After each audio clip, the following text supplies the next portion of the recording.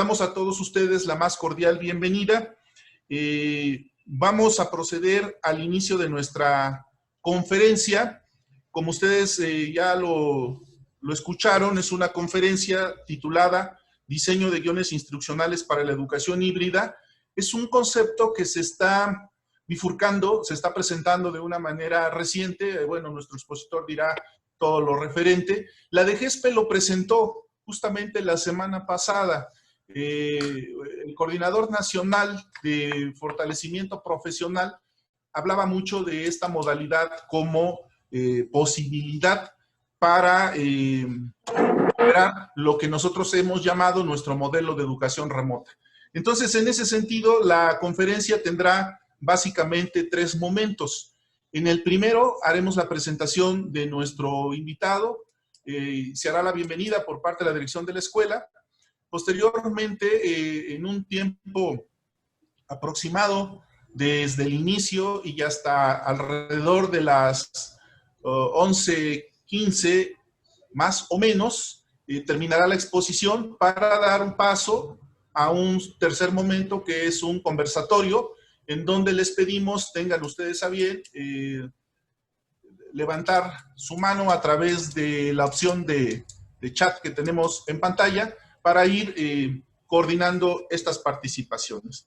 Bueno, pues así las cosas, yo dejo en uso de la palabra al doctor Erasmo Arriaga López, director de la Escuela Normal número 1 de Toluca, quien le da la más cordial bienvenida a todos ustedes y en particular al doctor Servín. Adelante, doctor Erasmo. Muchas gracias, doctor Sergio. Buenos días, maestros, maestras. En este tercer día de la jornada nos unimos para poder compartir juntos y llevarnos a la reflexión el motivo de esta actividad. Es la conferencia a cargo del doctor Jorge Servín Jiménez, quien hará gala de sus conocimientos y su diálogo para poder compartirnos lo que en estos momentos se está siendo necesario para poder establecer una relación con nuestros estudiantes.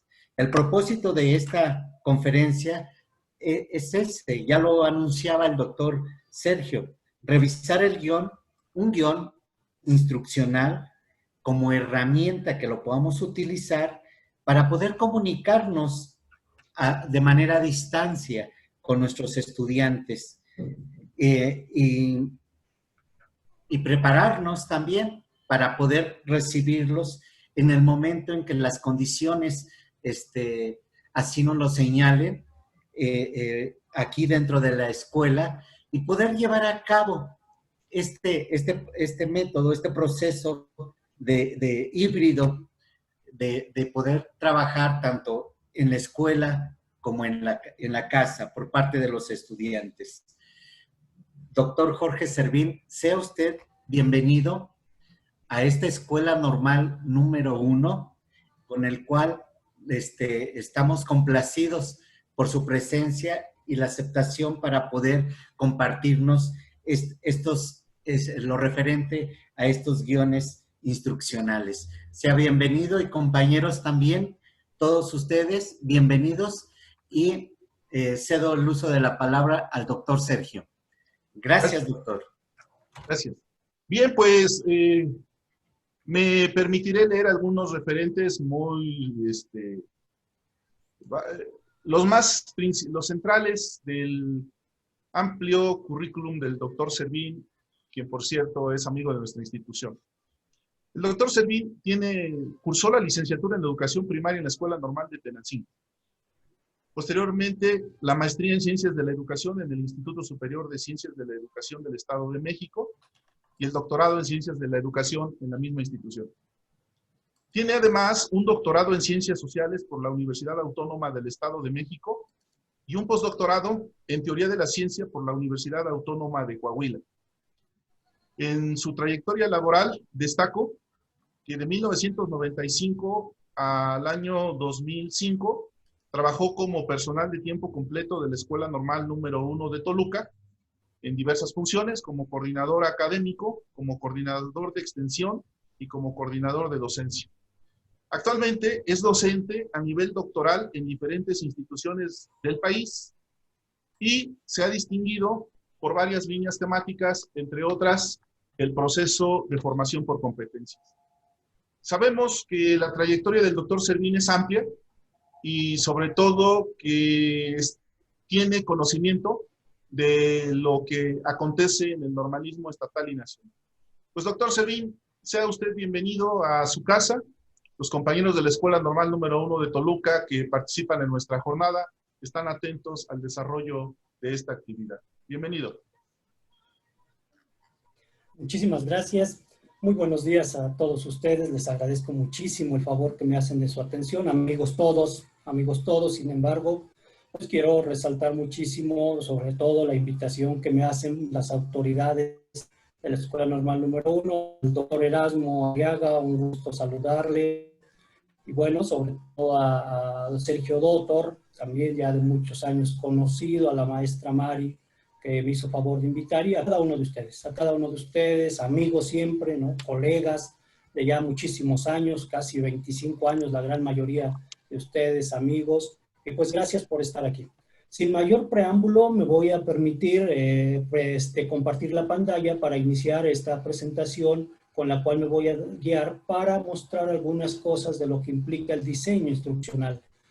Voy a manejarlo en tres partes concretas. Primero, los antecedentes del diseño, que es importante que nosotros lo recordemos. Segundo, cómo podemos adecuar los nuevos diseños a lo que se está exigiendo en la actualidad. Y tercero, qué podemos hacer con los diseños instruccionales o de aprendizaje que se deben manejar en un ambiente híbrido. Ese es básicamente el plan de la exposición y con ello, pues adelante. Si en algún momento, siempre lo digo, este espacio nos permite tener una mayor interacción, si hay alguna pregunta, algo que ustedes quisieran hacer, en el chat podemos manejarlo. Yo estoy atento al chat por lo que se vaya mostrando e ir retomando ciertos comentarios en el transcurso de la presentación, sobre todo para hacerla más ágil. Con su permiso, solamente denme 30 segunditos para poder compartir la pantalla e iniciar esta parte de la presentación.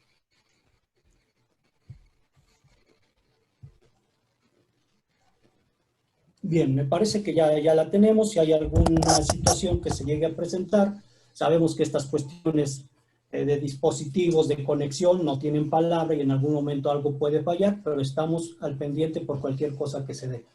Vamos a hablar entonces del diseño de guiones instruccionales para la educación híbrida.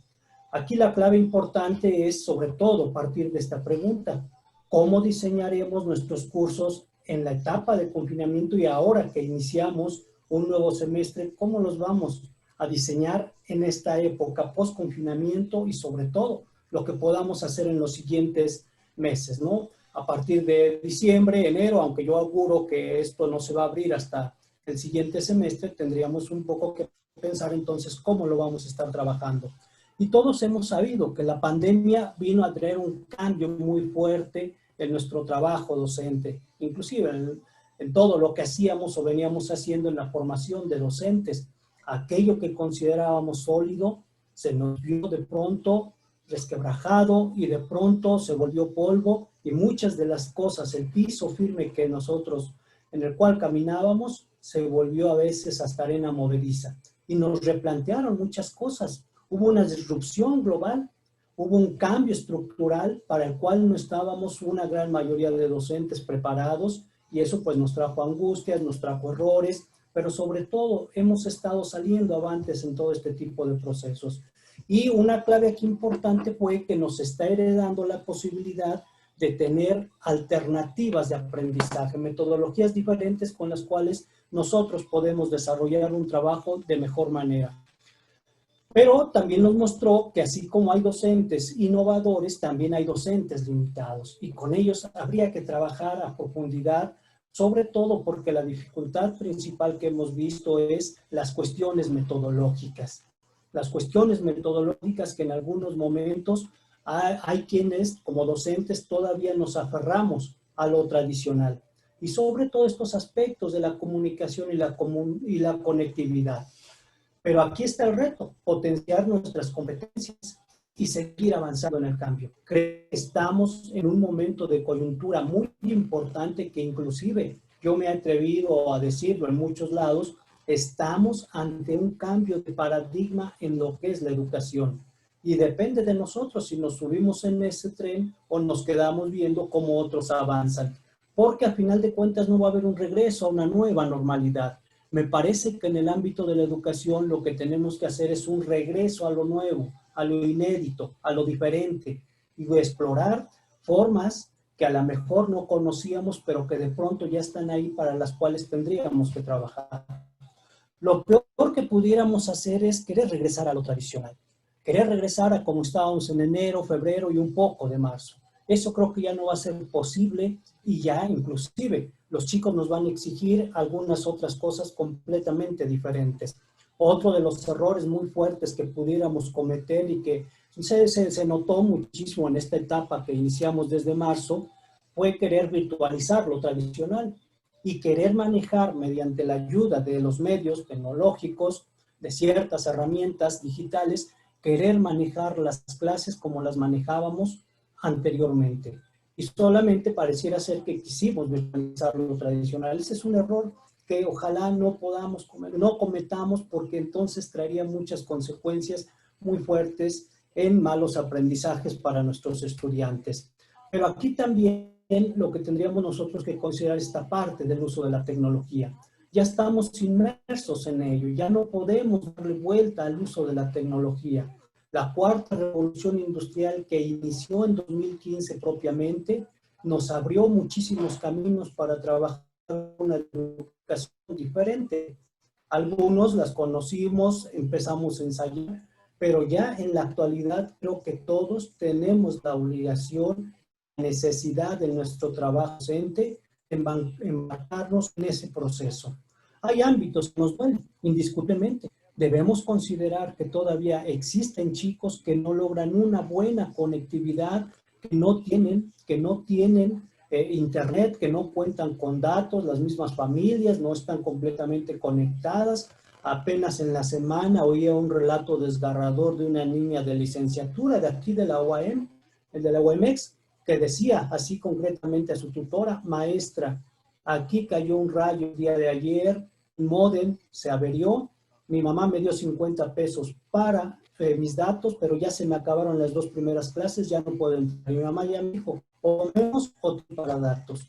Y esas son cosas que de pronto nosotros tenemos que considerar trabajo para desarrollar una docencia diferenciada. Porque estos ámbitos que nos duelen, por malas políticas, todos lo sabemos, no necesitamos hablar mucho de ello, todos sabemos, malas políticas, más de corruptelas. Durante más de 30 años estos procesos de avance tecnológico se han detenido en la educación, a modo tal que se habla que en estos momentos el 57% de los estudiantes a nivel México no está completamente conectado. Y esa es la base con la cual nosotros también debemos partir. Y sobre todo considerar que a final de cuentas la forma como estaremos trabajando en los próximos meses va a ser muy diferente a lo que conocimos. Yo le he apostado que la escuela tal como la conocimos llegó a su fin y que es necesario y nos toca a nosotros, esa es una cuestión interesante, reconstruir una nueva forma de escuela. Y nos toca a nosotros los docentes. No esperemos que las autoridades educativas lo hagan, porque a veces, todos lo sabemos, no tienen ni un sentido propio de trabajo o de orientación pedagógica para reconstruir una escuela diferente. Y se aferran mucho a lo que ya se tenía, ¿no? Por lo tanto, me parece que nosotros vamos a ser protagonistas del cambio de lo que implica la educación y de lo que implica la escuela. Porque la escuela, inclusive para los niños, va a tener mucho sentido, porque era más un espacio de socialización para ellos. Y a final de cuentas, si ya no se van a encontrar con el amiguito en los recreos, si no les van a dejar interactuar de manera directa, no va a tener mucho sentido. E inclusive yo tengo algunos relatos de chicos que dicen, pues bueno, yo ya me estoy acostumbrando a trabajar de esta manera, a distancia, ¿no? Solamente iré en algunos momentos a la escuela. Esa es precisamente la base sobre la cual se tiene que construir una nueva forma de entender la educación desde una propuesta híbrida. Pero les decía, aquí está la nueva oportunidad. Estamos aprendiendo mucho y esta es una oportunidad de oro que no debemos dejar de desaprovechar para reinventar la escuela. Y sobre todo reinventarla en un sistema digital y físico para aprender de una forma diferente. Pero en el caso de nosotros, tenemos un doble compromiso, porque además de que ejercemos la docencia, nos ejercemos como formadores de docentes. Entonces pensemos muy bien qué va a suceder en los próximos 15 o 20 años con los chicos que tenemos en estos momentos en las aulas. Cómo los estamos preparando para que se enfrenten a este ambiente ciberfísico, sobre todo que está dentro de lo que se maneja en los próximos años como inteligencia artificial. La inteligencia artificial ya está con nosotros, ya llegó a educación. ¿Cómo estamos preparando a los chicos para que de pronto puedan interactuar con inteligencia artificial educativa a partir de 2025, por ejemplo? Porque esa va a ser la base. Entonces, nuestro papel como formadores de docentes, yo pensaría que es doble e incluso implica una mayor responsabilidad. Pero vaya, si hemos dado cuenta, a pesar de las limitaciones, de todo lo que vimos en estos últimos meses y hemos salido avantes, me parece que tenemos la posibilidad para seguir trabajando y avanzando en este desarrollo de una nueva forma de educación. Con este antecedente, entonces, a mí me gustaría pues, pensar un poco y reflexionar sobre qué modelo pedagógico nos guiará en los meses que vienen. ¿Cómo desarrollaremos la planeación del trabajo docente? ¿Y qué modelo de diseño instruccional orientará nuestra planeación didáctica? Porque esta es la base importante. Me parece que la clave está en que tampoco nos vamos a olvidar de lo que había antes, pero sí retomarlo para empezar a cambiar nuevas formas de trabajo y vincularnos con diferentes posibilidades tecnológicas y digitales que nos lleven a un mejor aprendizaje con los chicos. Y esta es una reflexión que creo que a todos nos compete. No debemos olvidar que en el ámbito de la planeación de los aprendizajes de los chicos, todos debemos tener un fundamento de diseño instruccional. Lamentablemente, vaya, esto ustedes son más expertos que yo en estos temas, lamentablemente en los últimos años vimos cómo la planeación didáctica se orientó hacia cosas completamente raras, más por ocurrencia, y que de pronto en algunos casos hasta algunos nos fuimos llevando por este tipo de ocurrencias. No debemos olvidar esto. Toda forma de planeación didáctica, de planeación de la enseñanza, de planeación de los aprendizajes debe tener como fundamento el diseño instruccional.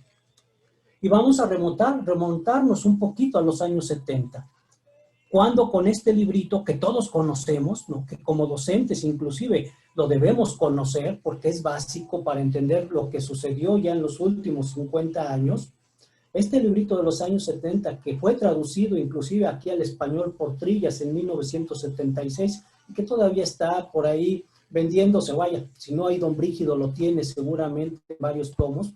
Este librito que se tradujo como Planeación de la Enseñanza de Robert Gagné y que todos lo recordamos, seguramente la gran mayoría de los que estamos aquí, que somos normalistas, nos formamos o nos formaron con este librito porque era la base, siempre buscó la idea de dejar en claro que la enseñanza es una ayuda adecuada para que las personas aprendan. Y que también el sentido de que planear el aprendizaje implica el éxito en el mismo. Entonces no debemos olvidar esta idea. Hay docentes que ya no planean. Algunos programan desde inicio del semestre, piensan que eso es una planeación.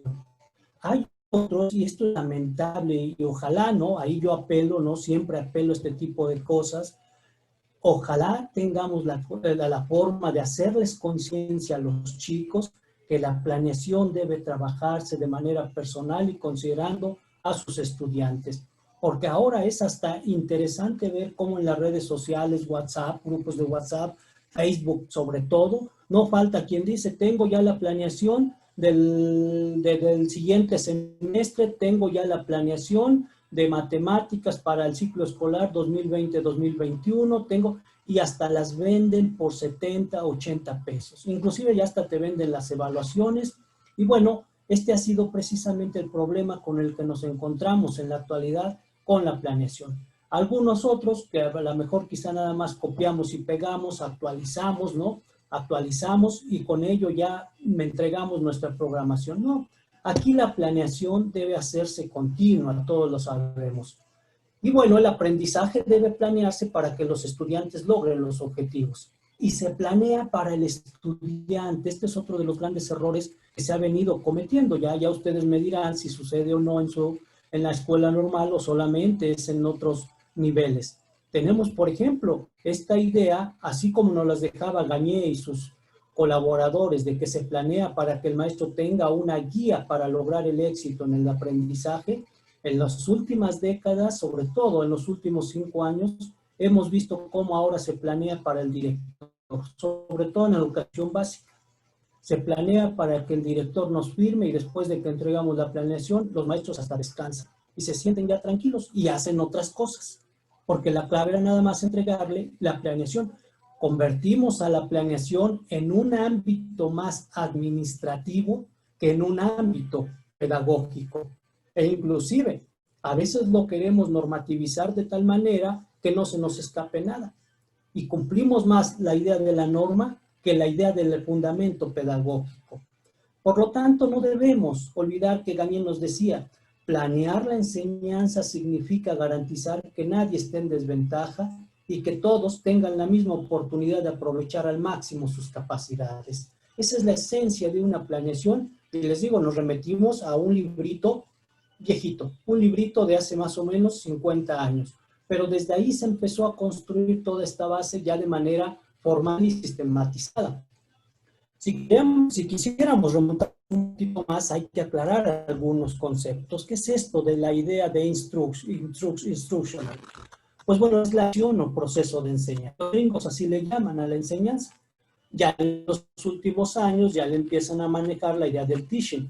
Pero durante muchos años, sobre todo en la cultura, después de Ralph Tyler y Benjamin Bloom, la idea era la instruction. Por eso es que todavía algunos manejamos este sentido de instruction relacionado con la enseñanza. No olvidemos que instruction viene del latín instruere, que significa organizar, preparar, poner en orden, informar y enseñar desde adentro. Por eso la idea, y ya les decía en el concepto de Gagné, cuando el libro se tradujo, lo manejaron no como diseño instruccional, lo manejaron como planeación de la enseñanza, aunque en términos concretos hubiese sido diseño de la enseñanza.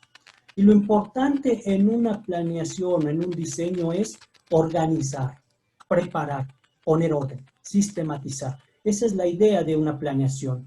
Por lo tanto, podríamos decir que este sentido de la instruction quiere decir enseñar con una disposición ordenada de las cosas enseñadas. Ese es el sentido que se rescata de aquellos ayeres. Y bueno, no es nuevo. Se vino trabajando durante toda la primera mitad del siglo XX esta propuesta. John Dewey, en una conferencia que dio a lo que es la Asociación Americana de Psicólogos, que todos lo conocemos, la famosa APA, ¿no? Los psicólogos, aunque la reconocemos más por las cuestiones de citación que ahora nos obligan. Bueno, cuando daba una conferencia a los psicólogos les decía, es importante que desarrollemos un diseño instruccional. Y el diseño instruccional es la ciencia vinculante entre la teoría del aprendizaje y la educación práctica. Más adelante, Ralph Tyler, ¿no? Ya en los años 50, nos decía, el diseño instruccional es clave y juega un papel intermediario entre los alumnos y el maestro. Pero aquí la clave está, el diseño instruccional o la planeación no es un listado de actividades por hacer o cumplir. Ahí es donde de pronto nos fuimos enredando a tal grado que inclusive ahora pues pareciera que ya nada más en lo que ponemos atención es en llenar el formato y en poner actividades de inicio, de desarrollo y de cierre. Algo que de pronto pues ya no debe utilizarse. Y ya los últimos autores han manejado que el diseño instruccional o la planeación de la enseñanza o diseño de la enseñanza es la ciencia que une un cuerpo de conocimientos y prescribe acciones de enseñanza para optimizar los resultados deseados en el aprendizaje, incluidos logros y metas. Esa es la base de la planeación. Por eso no es cualquier cosa planear. No es cualquier cosa realizar una planeación didáctica como le conocemos de manera común. Porque inclusive el mismo Dewey lo manejaba y muchos autores lo vinieron trabajando durante todo el siglo XX. El diseño instruccional, el diseño de la enseñanza o la planeación didáctica, como la conocemos más aquí en nuestro contexto, implica ciencia y arte. Es decir, implica que tenga un fundamento psicopedagógico, pero también implica que haya la creatividad del docente. Y es ahí donde precisamente Marzano tiene un libro muy interesante que así le llama. El arte de la enseñanza es la unión de lo que sería la ciencia con la creatividad. Y eso es lo que nosotros hacemos cuando planeamos. El diseño de nuestra planeación no es cualquier cosa. No se debe reducir al ámbito administrativo porque ahí es donde hemos venido perdiendo mucho éxito en el trabajo. Con este antecedente histórico, ahora pasaremos un poco a ver cuáles son las consideraciones para realizar un diseño instruccional. A partir de ello, creo que hay 3 aspectos que nunca debemos perder de vista y sobre todo considerarlos al momento que planeamos. El primero tiene que ver con considerar el contexto. ¿Cómo está el contexto en el cual me muevo? No es lo mismo, por ejemplo, trabajar, en el caso de ustedes, en una zona urbana completamente céntrica, con muchos recursos, a trabajar. Ayer di una conferencia en San Felipe del Progreso, en la normal de San Felipe del Progreso. No va a ser nunca lo mismo. Inclusive los estudiantes, ¿no? Los estudiantes, como vemos aquí, que es otro de los aspectos importantes, no son los mismos y tenemos que considerarlos con base en lo que son, con base en lo que saben y con base en lo que ellos de alguna manera cuentan. Que ahí entraría el otro aspecto, recursos. En este ámbito que nosotros tenemos en la actualidad, debemos considerar con qué se cuenta, con qué se cuenta. Tenemos una plataforma, tenemos posibilidades de conectividad, los chicos las tienen, ¿qué podemos hacer? Y esto es algo que es necesario para poder diseñar nuestra planeación, para poder diseñar nuestro trabajo docente, porque si no, puede suceder que profundicemos las desventajas, y de eso no se trata. Considerando estos 3 aspectos como base, entonces también hay que tomar en cuenta cuál es el enfoque donde me muevo como docente. Todavía estoy en la idea de un enfoque centrado en el maestro, donde yo soy el que sabe, yo soy el que dice, yo soy el que dicta, yo soy el que da a conocer esto, o me estoy ya moviendo en un enfoque que tampoco es nuevo, pero que se le ha dado ya mayor impulso a un enfoque donde el que construye su aprendizaje es el propio estudiante. Y esto es muy determinante porque a partir del enfoque que tú manejes es como planeas. Y a veces cuando vemos algunas planeaciones inmediatamente determinamos, ¿no? Por ejemplo, que alguien dice, es que yo parto desde la construcción de aprendizajes significativos. Cuando vemos su planeación completamente conductista y no hay nada de construcción de aprendizajes significativos. Pero implica sobre todo que veamos desde dónde estamos ubicados. Y con ello han surgido diferentes propuestas de diseño instruccional. Uno de los más conocidos dentro de lo que se conoce el sistema de diseño instruccional es el famoso modelo ADIE. Un modelo muy concretito que parte de 5 etapas concretas que todos tenemos que realizar al momento de planear. La primera tiene que ver con el análisis, incluidos los 3 aspectos que ya consideramos. La segunda, el diseño, que es donde ya entra la creatividad. Tercera, desarrollarlo. Cuarta, implementarlo. Y quinta, evaluarlo. Y este es el diseño propio, más bien este es el modelo propio de un diseño en lo general. En lo general, y con ello se han venido moviendo y haciendo muchísimas propuestas diferenciadas. Inclusive este modelo tiene algo que le han llamado la tabla periódica del diseño del diseño instruccional, donde es una tabla interactiva donde cada etapa, como podemos apreciar, el análisis, el diseño, el desarrollo, la evaluación, la implementación, cada etapa, si uno está en el internet, la pueden rastrear. Si uno le pone, por ejemplo, aquí en Sorbi, ¿no? Encuestas, nos dice qué es lo que tiene que hacer uno en esta subetapa perteneciente al análisis. Cada etapa tiene sus propias subetapas y en cada una se tienen que hacer diferentes acciones y actividades. Entonces el modelo hasta ya es muy interactivo y nos va permitiendo ver qué es lo que nosotros tenemos que hacer en el ámbito del diseño instruccional o de la planeación. Si nos damos cuenta, al considerar estos aspectos solamente, podemos apreciar que planear no es cualquier cosa. Planear no es cualquier cosa. Planear implica un diseño en el cual la complejidad de acciones se deben relacionar para lograr el éxito en las tareas. Ya de manera concreta, podríamos decir que dentro de lo que es el diseño instruccional hay muchos modelos, ¿no? Más o menos yo he rescatado 12 modelos, que son los más reconocidos, aunque los más socializados los tenemos aquí. En este caso, yo voy a comentarlos de manera muy rápida, solo para que ustedes los recuerden, ¿no? ¿Cuáles son los modelos que nos orientan y nos pueden fundamentar nuestra planeación? Porque un problema que tenemos los docentes en la actualidad es que atendemos más lo que lleva el formato de planeación, es decir, qué cuadrito le tenemos que llenar, que atender el fundamento con el cual estamos trabajando para realizar nuestra planeación. Inclusive hasta los maestros, sobre todo en educación básica, ya lo saben. Y ahora, ¿qué formato voy a manejar, ¿no? En prepas, los maestros en estos momentos que también están en sus jornadas preguntan inmediatamente, oiga, y ahora para planear hay un nuevo formato, seguimos con el anterior. A veces nos interesa más el formato, el llenado de los diferentes cuadros de doble entrada que se tienen ahí, que tener el fundamento de diseño instruccional.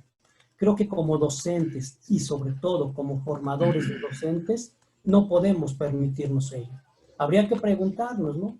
Yo cuando planeo, ¿a partir de qué fundamento de diseño instruccional lo estoy haciendo?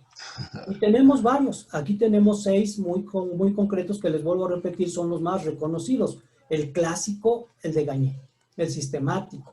Está el andragógico de Knowles, está el sistémico de Dick y Carey, el motivacional, que es muy interesante, de Keller, el centrado en problemas de Merrill y sobre todo el centrado en tareas de Nico en el 90 y después Wiggins y McTighe en el 2020, que es, podríamos decir, la última propuesta que ha salido de diseño instruccional. Y bueno, el libro salió hace apenas 3 meses, ¿no? No es muy viejito. Veamos de manera rápida algunos de ellos para que los recordemos o los conozcamos. El clásico, el de Gagné, con la que les vuelvo a repetir, seguramente todos nos formamos o de alguna manera trabajamos. Gagné tiene 2 propuestas muy concretas. Para educación a distancia, que es algo que podemos considerar en estos momentos, o remota, como lo decía el doctor Totor, bueno, Gagné hacía una propuesta muy concreta. Para educación a distancia, no había todavía medios como ahora digitalizados, simplemente había correo, el correo normal y sobre todo el teléfono. Gagné manejaba estos aspectos para un diseño instruccional. La presentación, la motivación, estimular análisis y crítica, consejo y asesoramiento, organizar la práctica y la evaluación y organizar la creación del conocimiento. La escuela normal, seguramente muchos de ustedes recuerdan, ¿no?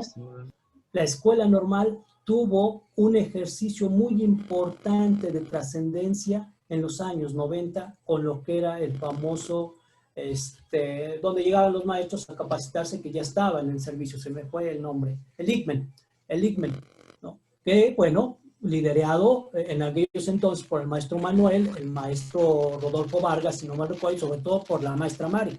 La maestra Mari fue quien se encargó de llevar a cabo este proyecto muy interesante.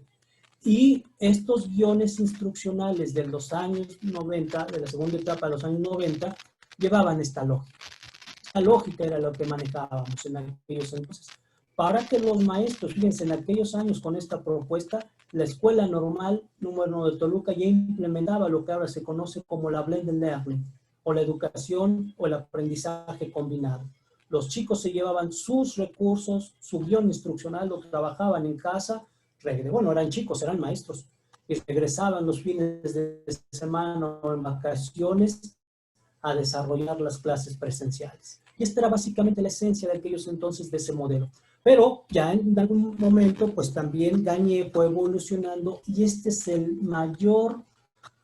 la mayor propuesta que nos heredó Gagné. y que de alguna manera es, podríamos decir, la madre de todos los diseños instruccionales, porque a partir de esta propuesta se generaron todos los que tenemos hasta el momento. 9 eventos concretos con los cuales nosotros podemos desarrollar nuestra planeación. Desde ganar la atención, informarle al estudiante el objetivo, estimular el recuerdo de anterior información. Recuerden que Gagné ya estuvo vinculándose entre el conductismo y el constructivismo de Davey-Ausubel. De hecho, se conocían.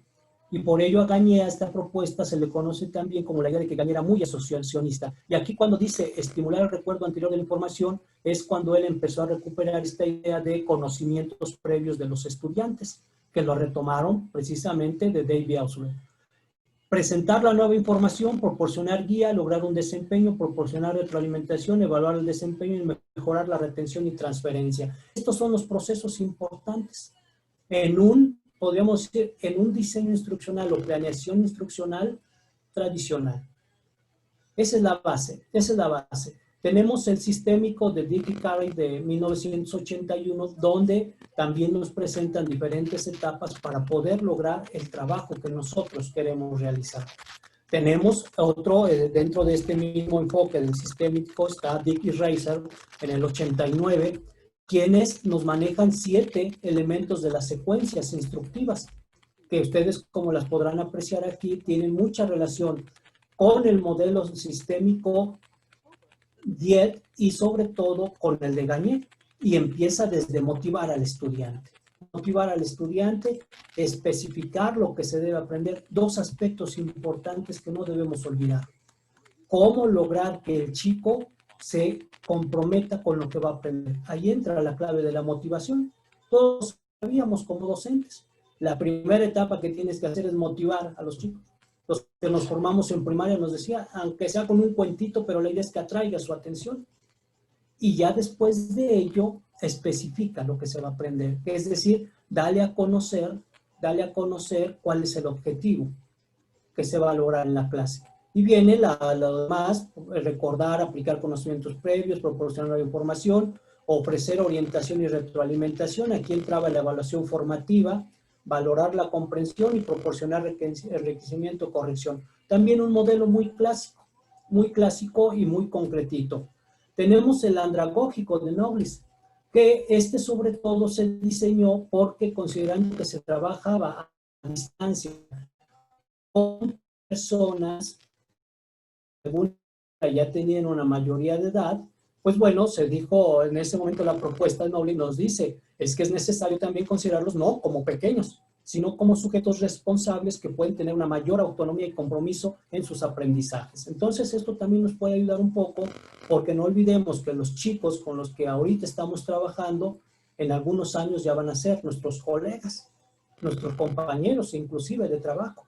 Entonces, ya estamos trabajando con chicos en la mayoría de edad. El diseño instruccional sistémico de Terror, que sobre todo es el motivacional, un sistema muy importante que nos habla sobre todo sobre la idea de querer recuperar la esencia de la motivación en los estudiantes. Y aunque nada más lo presento aquí en lo que se conoce como el modelo ARCS, que es de 4 etapas, cada una de ellas se desglosa tremendamente. Es ganar la atención, mostrar relevancia en lo que le estoy dando al chico, lo que le quiero proponer que aprenda, lograr coeficiencia, aquí se me pasó una N, y sobre todo la satisfacción de los chicos, que ellos queden contentos con lo que aprendieron. Es una de las propuestas también muy interesantes.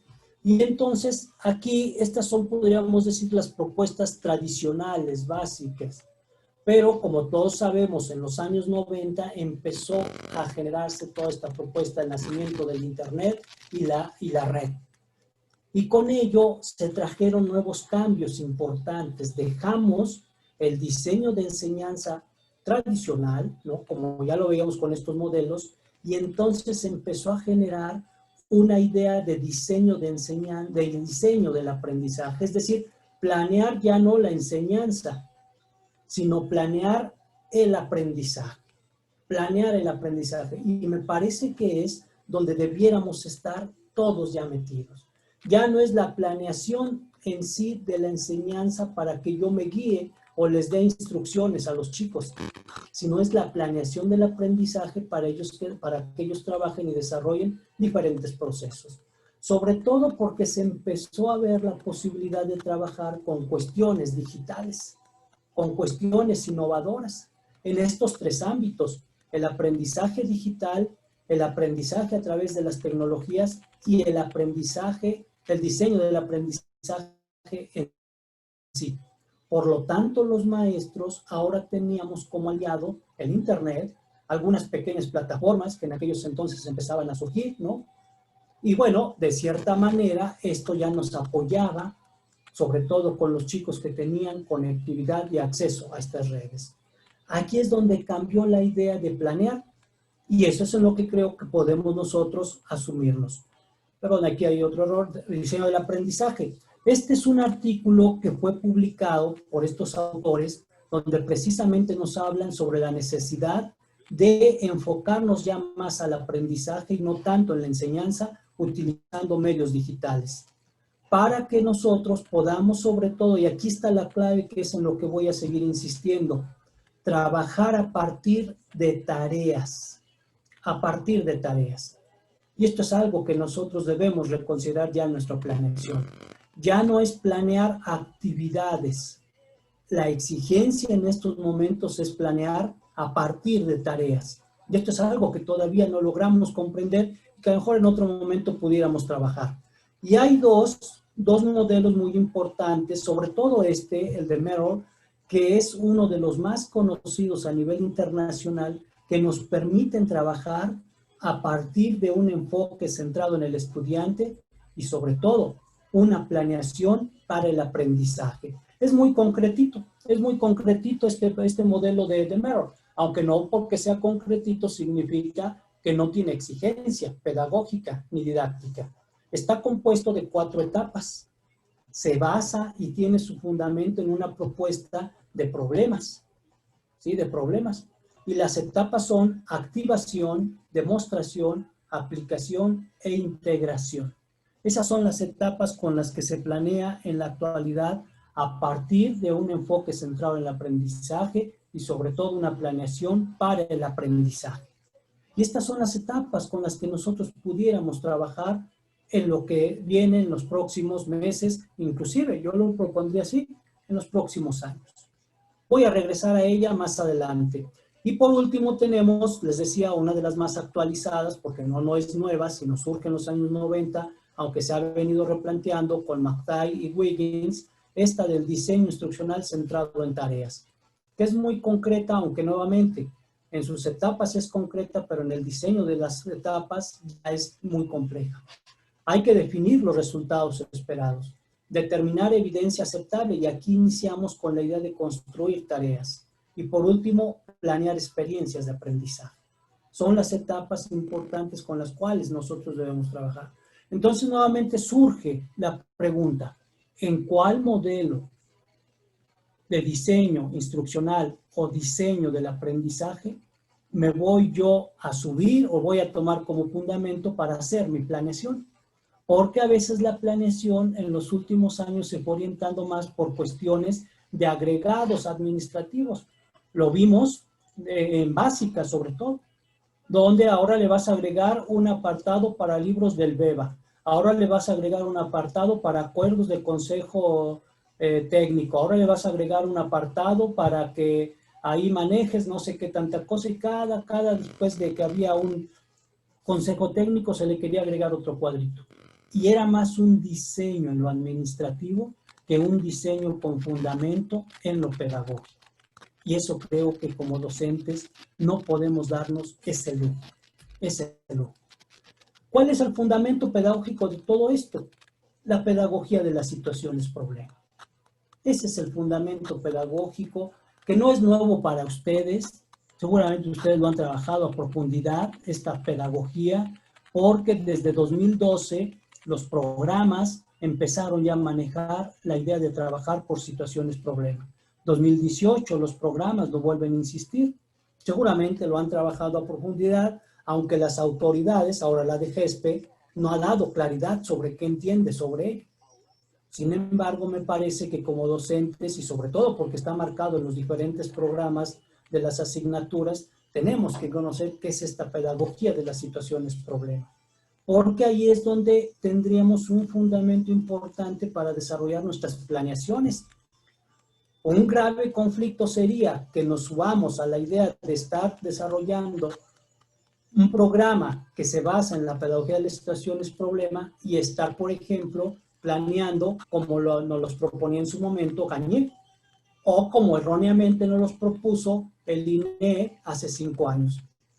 Entonces, ahí habría que tener cuidado. Y solamente para recordar algunas cosas, en la idea de la pedagogía de las situaciones problema, sobre todo, como os decía Philippe Mérieux, nos exige una pequeña revolución cultural para pasar de una lógica de la enseñanza a una lógica de la formación. Y aquí hay algo muy importante. En las propuestas de trabajo para el diseño del aprendizaje, una planeación de diseño del aprendizaje, el maestro ya no enseña. El maestro ya no enseña. Hay otras lógicas de trabajo completamente diferentes. Para aprender un poco más sobre ello, pues yo siempre les recomiendo, y seguramente los tienen, seguramente los han leído, habría que recuperar los textos de Philippe Mérieux, porque son base en el trabajo que todos hacemos como formadores de docentes. Creo que es uno de los autores que nos puede iluminar muy bien sobre la formación de docentes actual. Y por fortuna, aún vive y sigue produciendo, que eso es lo importante. No olvidemos, solamente como contexto, que las competencias o la idea de formar por competencias tienen un origen economizado con la OCDE, pero fueron precisamente los autores francófonos, está Philippe Mérieux, está Guy Leboter, por ejemplo, el clásico, ¿no?, el que todos conocimos, Philippe Renaud. Todos ellos lucharon en los años 90 por darle un sentido pedagógico a las competencias y su mayor propuesta fue trabajar por medio de situaciones problema. Aunque aquí a México, concretamente a Normales, nos llegó 15 años después, pues tenemos todavía posibilidad de recuperar y fundamentar nuestro trabajo de formación de docentes desde lo que son la teoría de las situaciones problema. Que les vuelvo a repetir, ustedes seguramente la conocen mucho mejor, porque como nos decía John Ayer, lo importante ahora ya no son los contenidos, ahora lo que importa es las situaciones problema. Entonces ya no es, chicos, el tema de hoy va a ser este, sino chicos, la situación problema planteada para trabajar en las próximas 2 semanas es esta. Entonces el inicio del trabajo con una planeación basada en el aprendizaje es plantear situaciones problema. Y incluso yo he visto que algunos de sus programas traen ejemplos de situaciones problema. De ahí podemos retomarlas para poder trabajar algunas otras. ¿Qué es una situación problema? Es proponerle a los estudiantes tareas. Y si se dan cuenta, aquí está la propuesta tanto de Mattei como la de Merrill, donde los chicos trabajan a partir de tareas. Y esta tarea es algo que se les propone donde ellos no estarían de pronto en condiciones de resolverlas de manera inmediata, pero sí van a activar sus competencias para poder desarrollarlas y sobre todo implicar nuevas competencias y un nuevo desarrollo en complejidad creciente de las que ya tenían. Esa es la base de las situaciones problema. Y aquí la clave estaría, sobre todo, no olvidar el hecho de que el fundamento de esta pedagogía de las situaciones problema tiene que ver con el hecho de que la práctica es la que hace al maestro. Por eso les digo que Philippe Mérieux nos ilustra muchísimo esta situación. Y también considerar lo siguiente, ya no es planear por competencias ni por contenidos, es ahora planear a partir de reagrupar tareas y sobre todo trabajar a partir de metas de aprendizaje o como le conocemos aquí en México, aprendizajes esperados. Y este librito de Jacqueline Beckers, que seguramente todos conocemos porque fue muy popular hace unos 10 años, nos da luz sobre qué es una tarea, sobre qué es una tarea. Y ahí están los retos, entonces, estimados compañeros. Por lo tanto, para poder fundamentarnos en la pedagogía de las situaciones problemas, lo primero que tenemos que hacer es cuáles son los problemas que se viven en la docencia. Contextualizarnos. ¿Cuáles son los problemas que tenemos nosotros como docentes, que se viven en otras escuelas, en otros niveles? ¿Cuáles son esos problemas? Porque esos son los que nos van a dar luz para poder desarrollar nuestra planeación. Porque la base de esto es sobre todo el saber plantear problemas. Saber plantear problemas. Y esta es una de las grandes habilidades que ahora los docentes de este siglo se nos ha venido proponiendo. Ya no es que sepas desglosar diferentes actividades para que el chico las realice. Ahora la clave es que plantees problemas para que el chico los lleve a cabo y muestre algunas soluciones. Esa es la habilidad básica del trabajo docente. Y no olvidar solamente como una especie de barbarie cultural, no olvidar que es un problema.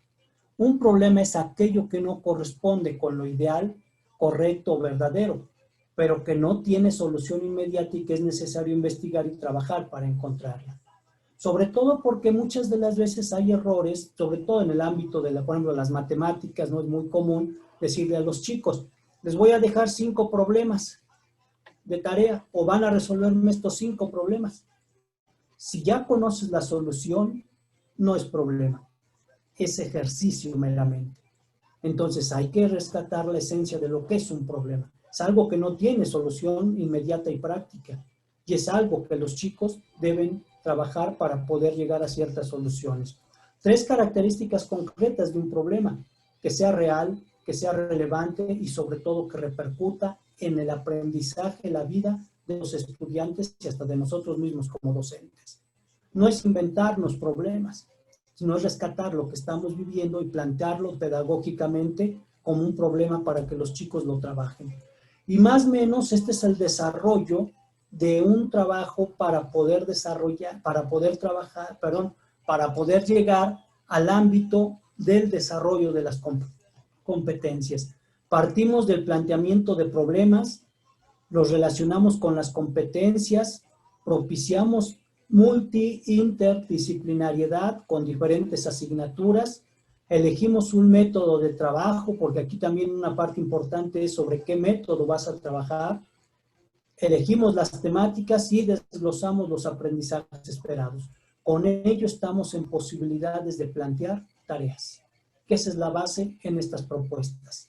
Planear a partir de tareas, pero para llegar a las tareas tenemos que hacer mínimamente este recorrido para poder plantear tareas. Y luego ya les damos las rúbricas a los estudiantes. Y las tareas de desempeño son importantes porque es la clave para trabajar los procesos competenciales. Por eso es que son importantes.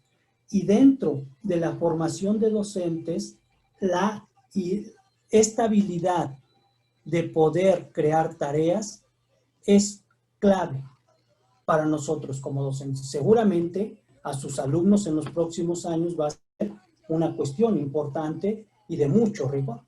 Inclusive los gringos le llaman el sweet spot, que implica algo así, lo pudiéramos traducir a nuestros términos, es como darle al clavo en cuestiones de enseñanza, es darle al clavo en cuestiones de aprendizaje, es atinarle más o menos en ese sentido, porque nos permite esta habilidad nos permite lograr el éxito en los aprendizajes de los chicos.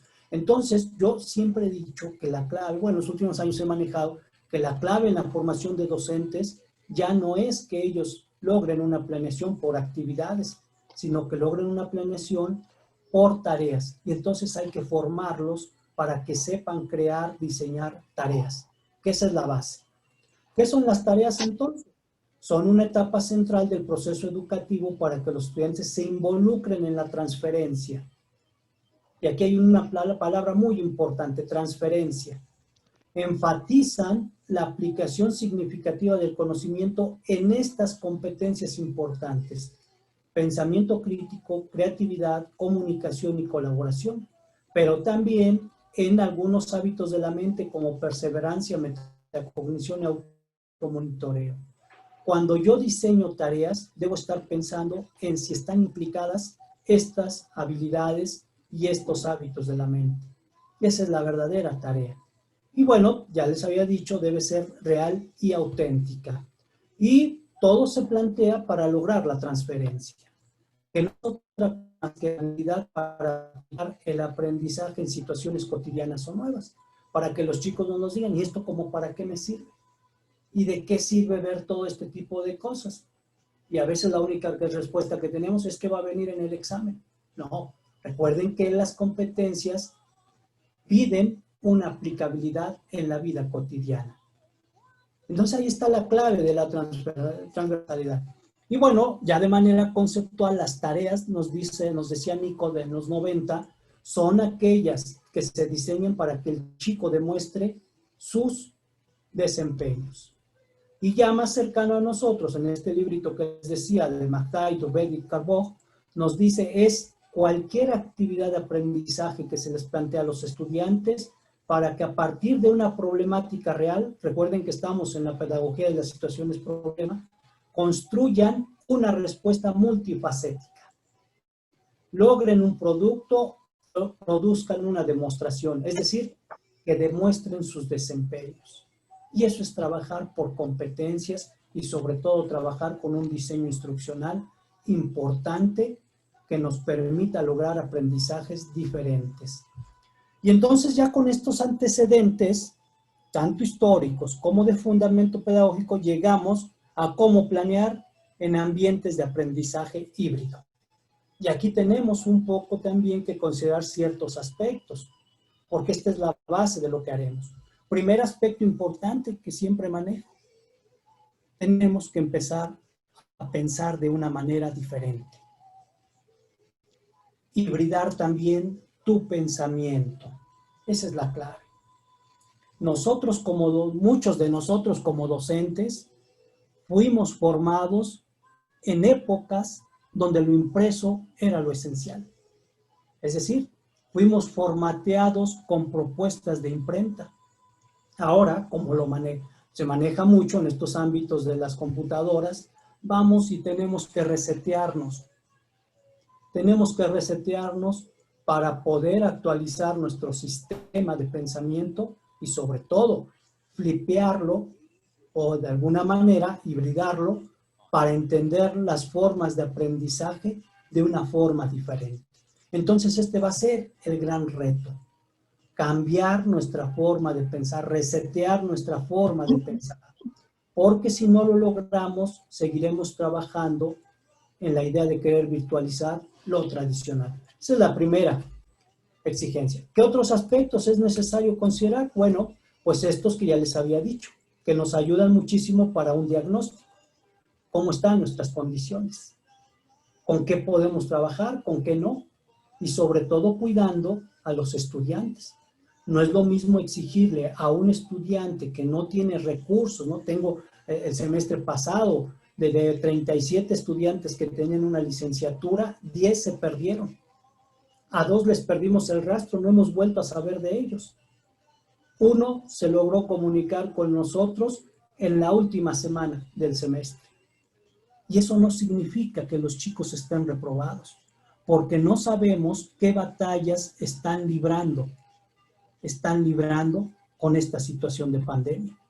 El que les digo que se comunicó con nosotros la última semana nos decía, lo que pasa es que mi mamá por cuestiones del COVID la corrieron del trabajo, no tengo papá, tengo que ir, yo tuve que salir a trabajar, maestro, y pues sí, o compraba datos para comunicarme con mi mamá o compraba datos para mi clase. Al final, esta última semana está trabajando en Oaxaca como albañil. Pero aquí la clave es esta. No podemos valorar a los alumnos de la misma manera como lo hacíamos en lo presencial. Ni podemos tampoco exigirles como lo hacíamos en lo presencial. Son dinámicas diferentes que debemos cuidar, porque si no, los seguimos poniendo en una mayor desventaja a aquellos que sí tienen, ¿no?, las posibilidades. Entonces aquí implica, como ahorita lo veremos, una educación personalizada, muy concreta. Y esto es otro de los retos que vienen. Diferenciar muy bien estos aspectos. Eduardo, ¿ya acabaste de bañar, chico? Estos aspectos ¿A dónde estás? Ah.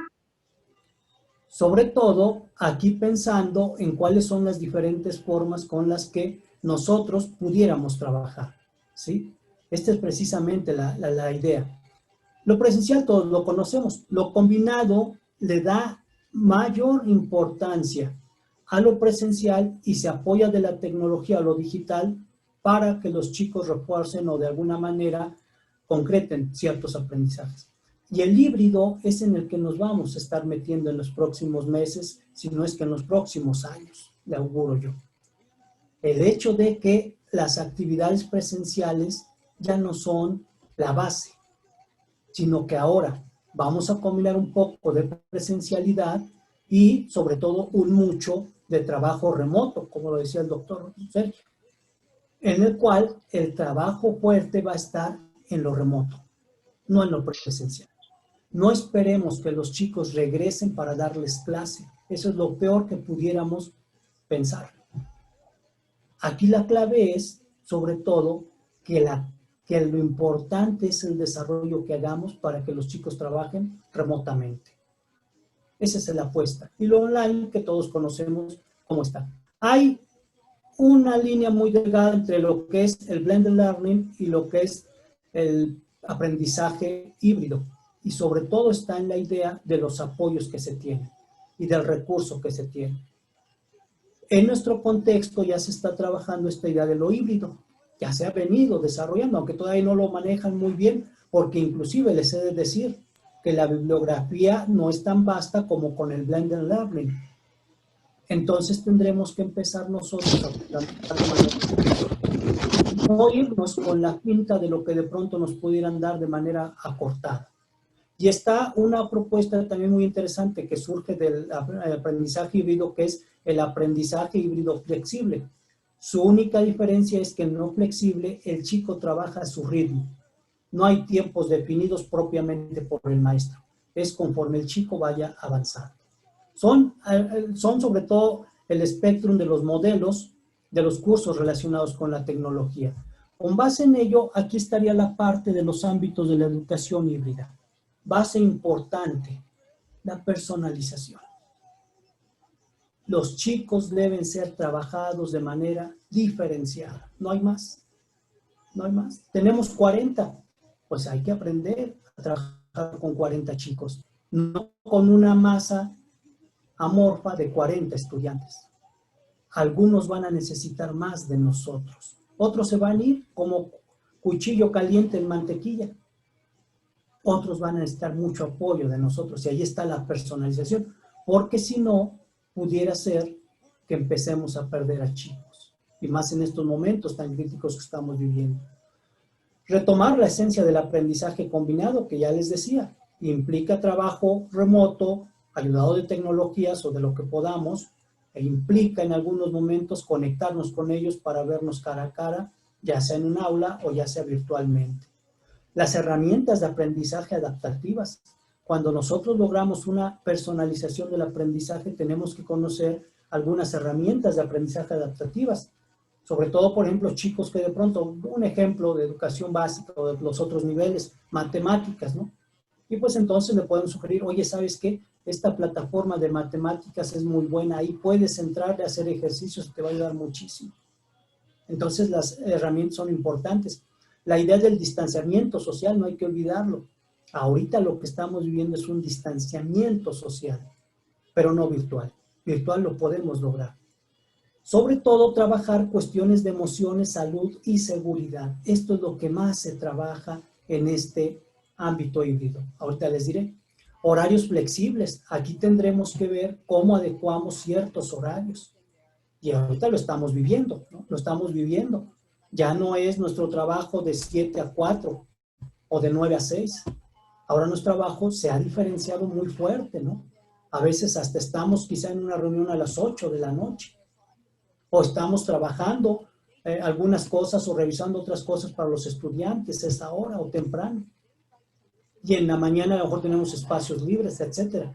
Los horarios se cambiaron muy fuerte. Las herramientas remotas de aprendizaje, que todos las conocemos y que seguramente las están utilizando. Y la idea de presencialidad. Nuevamente, pero hay que entender que la presencialidad en educación híbrida no significa que el chico esté forzosamente en tu aula contigo. no significa que todos los chicos deban asistir. A lo mejor se me ocurre, el 24 de noviembre todos nos vamos a ver en el aula a las 9 de la mañana. Eso ya no va a ser posible. Eso ya no va a ser posible, al menos no en educación híbrida. En educación combinada puede ser, pero en educación híbrida no. Y esto también pues, nos implica el hecho de saber qué vamos a trabajar cuando los chicos lleguen al aula. Porque no es que llegue uno a dar clases.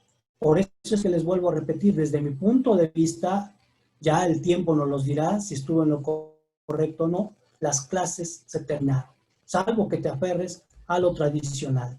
Y nuevamente, dependiendo de dónde te aferres, implicará el trabajo que hagas en educación híbrida.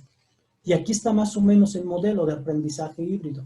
Si te aferras en una idea de que lo importante es uno como maestro, pues lo único que vas a lograr es que el chico adquiere información y conocimiento, donde su rol sea adquirir el conocimiento básico y cumplirte con lo que se tiene que subir en la plataforma o enviarte como evidencia.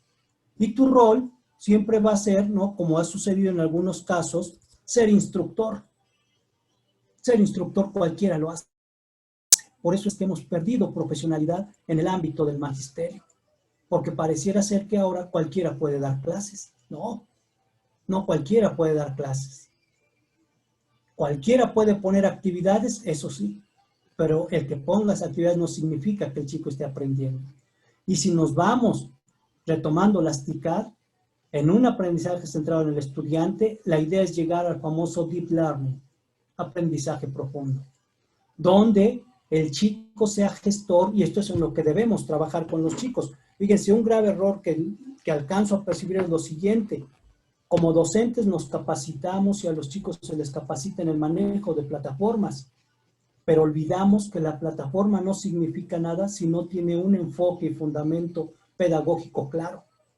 Y dentro de ese enfoque pedagógico es necesario que nosotros mostremos al chico cómo puede ser gestor de sus propios aprendizajes y que nosotros seamos guía, que no es cualquier cosa ser guía, aunque lo hemos repetido. A veces decimos, es que Piaget nos dice que el maestro debe ser guía y facilitador, y todavía hay muchos casos que no hemos entendido esta idea de guía. ¿Qué es el que guía? ¿Quién es el que guía? ¿Y qué debe hacer el que guía? Para llegar a esta parte donde el chico es autogestivo y creador de sus propios aprendizajes. Ese es el reto que viene y donde nos podemos ubicar. Y con ello, en educación y planeación híbrida, tenemos que ayudarnos de las TICAD, las famosas TICAD, las tecnologías de la información, comunicación y el conocimiento para el aprendizaje digital.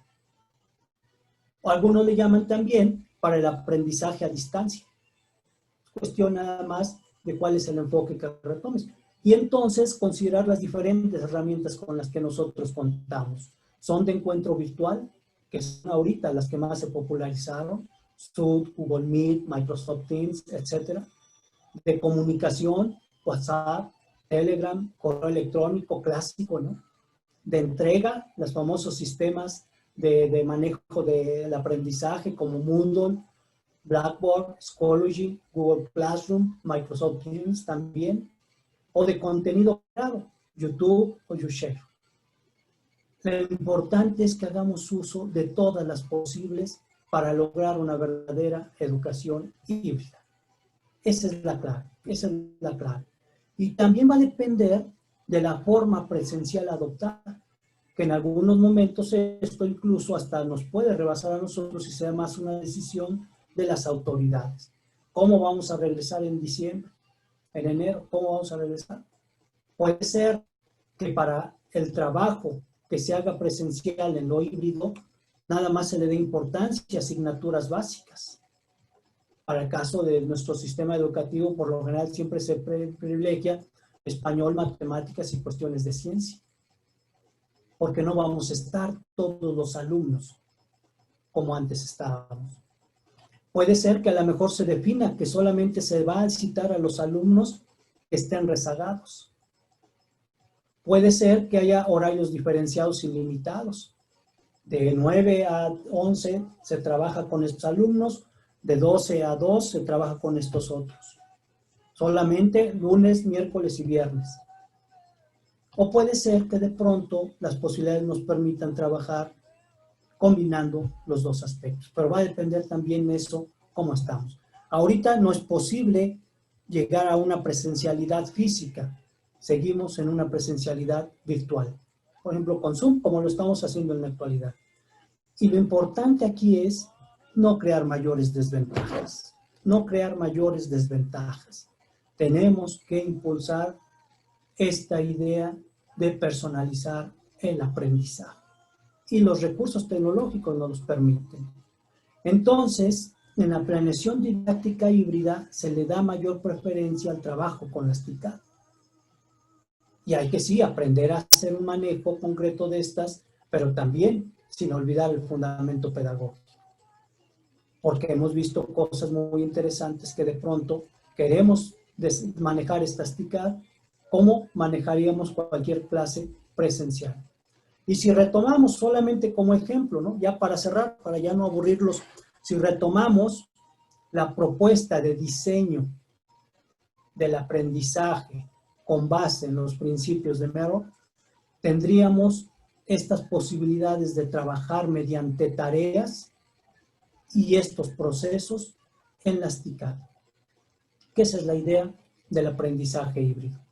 ¿Cómo vamos a aplicar estas TICAD? Perdón, ¿cómo vamos a aplicar estos procesos a partir de las TICAD? Y ahí están los retos. Dos actividades son importantes en la planeación didáctica híbrida. ¿Qué tareas vas a diseñar para el aprendizaje remoto? Donde a partir del diseño, fundamentándose en el diseño de Merrill, definamos activación, demostración y aplicación. ¿Y qué actividades para el aprendizaje presencial? Que puede ser inclusive no en el cara a cara física, sino en el cara a cara virtual, donde la etapa que se llevaría es la de integración o transferencia. Entonces, tenemos nosotros, tiene que estar relacionado en un ambiente híbrido con estos procesos. La tarea que se le ponga al chico debe estar relacionada e implicar ciertas cosas que lo lleven a activar, a demostrar y aplicar el aprendizaje. Y ya cuando nos encontremos, sea en una reunión de Zoom o en algún momento vernos en el aula, ver estos aspectos de integración. Esa es la base. Esa es la base. Y bueno, dentro de todos estos, pues están las dos actividades más fuertes.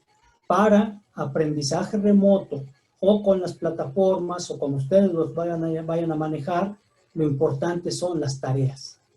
Y para el aprendizaje presencial o virtual, lo importante van a ser discusiones interactivas o lecciones prácticas. En algunos momentos trabajo del laboratorio que deba supervisarse, tiempo para trabajar con estudiantes vulnerables y una base importante, revisar su bienestar, revisar su emocionalidad. Un error que cometeríamos es que como maestros, al momento que llegan nuestros chicos a conectarse, a lo mejor en una reunión con Zoom, o a conectarse o llegar en lo presencial, empezar a darles clase. Hay que empezar a trabajar sus cuestiones emocionales, porque algunos o muchos han perdido muchas cosas en estos momentos. Y es muy difícil que se logren conectar, porque lo único que buscarían a lo mejor es la escucha de alguien.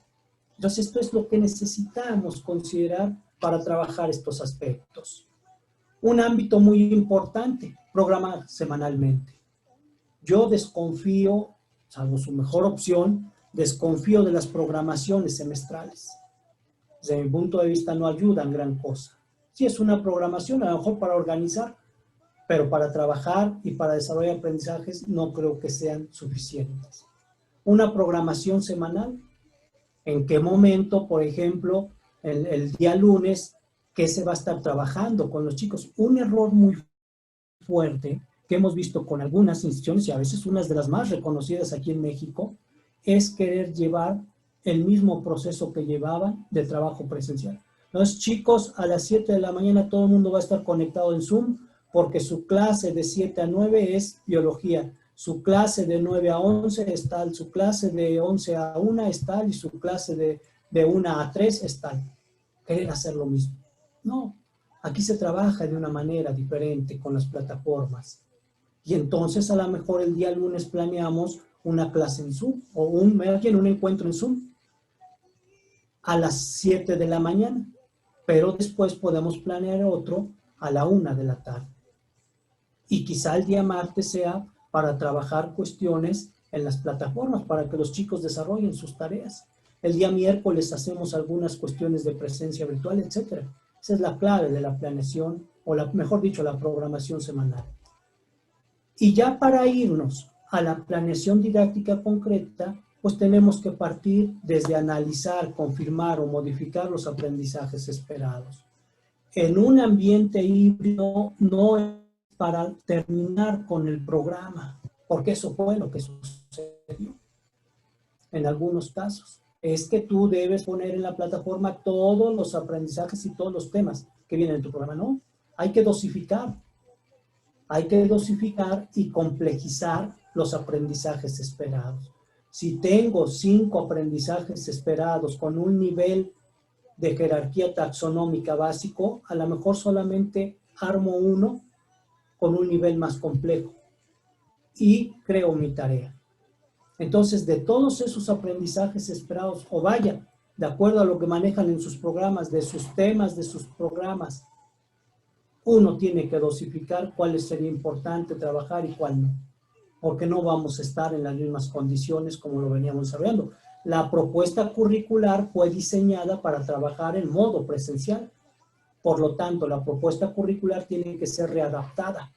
Y no hay que esperar que las autoridades lo hagan, porque reaccionan lento. Nosotros somos los que tendríamos que hacer ese trabajo. Y entonces vendría ya en una planeación simplificada, ¿no?, cuáles pudieran ser nuestras propuestas para desarrollar un proceso de planeación híbrida. Y tenemos primero considerar la problemática. ¿Cuál es la problemática que vas a trabajar? Recuerden que la idea es que la formación de docentes empiece a desarrollarse desde un fundamento de la pedagogía de las situaciones problema. ¿Cuál es la problemática que vas a trabajar? ¿Qué aprendizaje esperado vas a plantear? Que antes le llamábamos objetivo. Y ahora sí, ¿cuáles son las tareas que vas a plantear? Ojo, si se dan cuenta, aquí no hay actividades. No hay actividades, son tareas. Son tareas. ¿Qué recurso vas a utilizar? Pues voy a utilizar Microsoft Teams, ¿no?, que es lo que nos han dicho oficialmente que se debe utilizar. Voy a utilizar Google Classroom. Voy a utilizar algún otro recurso. ¿Cuáles son esos recursos que vas a utilizar para estas tareas? Luego ya en la combinación o en la hibridación con actividades presenciales, sí, ya cuando nos veamos con los chicos en cara a cara o virtualmente, a ver qué voy a hacer, ¿no?, respecto a esta tarea, ¿qué voy a hacer? Pero nuevamente, no es enseñar, sino es trabajar lo que Merrill nos dice, el ámbito de la transferencia. ¿Y qué recursos voy a utilizar para ello? Esa es básicamente la parte de un formato simplificado para planear desde una propuesta híbrida. Y la evaluación, bueno, pues también aquí entra en juego algo muy importante. Primero, ¿qué exactamente vas a evaluar? ¿Cómo vas a llevar la evaluación con chicos en un ámbito de educación personalizada? No va a ser lo mismo. Una de las quejas muy fuertes cuando se cerró el ciclo escolar pasado de muchos maestros fue: es que yo no le puedo evaluar igual porque él ni me entregó evidencias, él no esto, él no lo otro, ¿no? Sin saber por qué el chico no había entregado esas evidencias. Y sobre todo, qué problemas adicionales vamos a encontrar con la evaluación. Y si los podemos resolver nosotros o no, dependiendo mucho del contexto. Y de igual forma, ¿no?, de igual forma, utilizando el fundamento de diseño instruccional del aprendizaje de Merrill, tanto para las tareas de aprendizaje remoto, activación, demostración, aplicación, debemos tener estrategias de evaluación diagnóstica y de evaluación formativa donde se incluye el feedback o la retroalimentación. Y en la etapa de integración debemos trabajar la evaluación formativa y la evaluación sumativa. Entonces, ¿cómo la vamos a trabajar? Y en ese sentido, bueno, pues hay que describir qué recursos, de qué me voy a ayudar para ello? ¿Qué recursos online? Y también en el ámbito presencial, ¿qué voy a utilizar? Y aquí la clave también está en qué estrategias de retroalimentación voy yo a ocupar, tanto en la modalidad remota como en la modalidad presencial. Esa es la base de un cambio. Veamos ejemplos muy concretos. Ya con esto cierro, agradeciendo de antemano su atención. Las plataformas que en este momento son las que más se van a utilizar en nuestro sistema educativo. Google Classroom. Estas plataformas se han venido adecuando para trabajar a partir de lo que es el diseño instruccional basado en el aprendizaje. El problema es cuando algunos maestros queremos utilizar estas plataformas para usar el diseño instruccional basado en la enseñanza. Hay que tener cuidado en ello. Como ejemplo, Google Classroom, que es la que se dice que a 800,000 docentes se les capacitó en ella, sobre todo los de educación básica. Vamos a ver qué sucedió. En esta plataforma, que seguramente ustedes la conocen, por lo general, cuando yo como maestro trabajo con esta, viene en esta parte del tablón que es trabajo en clase, viene la creación de tareas. La creación de tareas. Nuevamente, vean lo que dice, crear tarea. Crear tarea. Y cuando uno entra ahí, pues aquí viene la tarea. No viene, define la secuencia didáctica. Yo he visto, y con todo respeto no lo muestro, no porque pues son maestros que merecen mi respeto, pero he visto en estas plataformas cómo los maestros aquí en instrucciones, no hombre, se desglosan. Leerás el libro de la página tal, harás un resumen, luego rellenarás esto, luego esto, luego esto, luego esto. Ojo, trabajan más como instructores y no como guías. Lo que se hace aquí es poner el título y aquí les aconsejo poner el aprendizaje esperado, entre paréntesis. Y entonces aquí en donde dice instrucciones, que no es tanto opcional, es más bien la forma como la pasaron al español.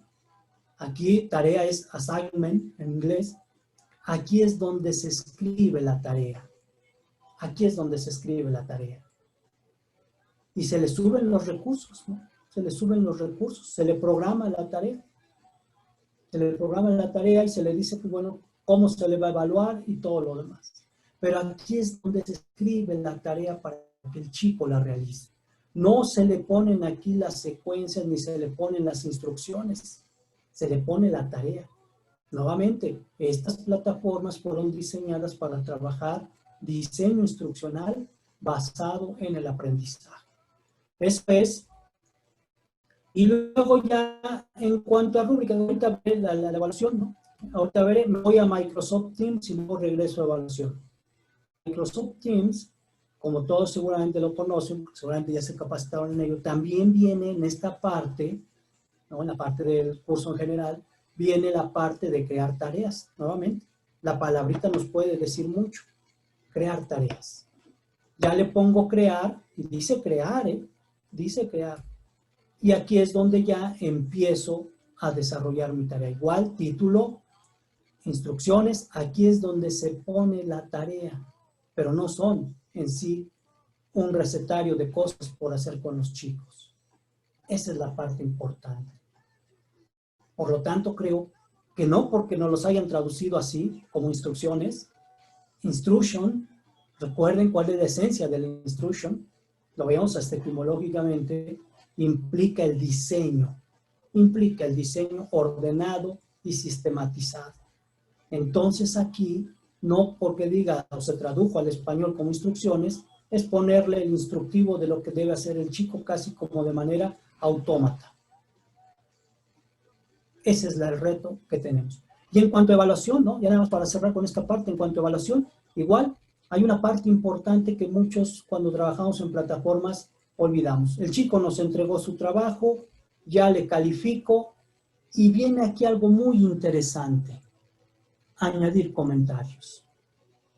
Aquí en la parte de añadir comentarios es donde se ofrece feedback, retroalimentación. Esta es la parte que debemos que debemos recuperar de manera fuerte con los chicos. Porque a veces nos conformamos, yo he visto que a veces nada ponemos la evaluación y ya la devolvemos.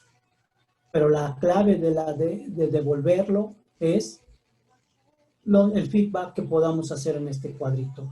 De igual manera lo maneja Microsoft Teams, ¿no? Y sobre todo Microsoft Teams nos da la posibilidad de que en los criterios de evaluación nos permite bien el formato para crear una rúbrica.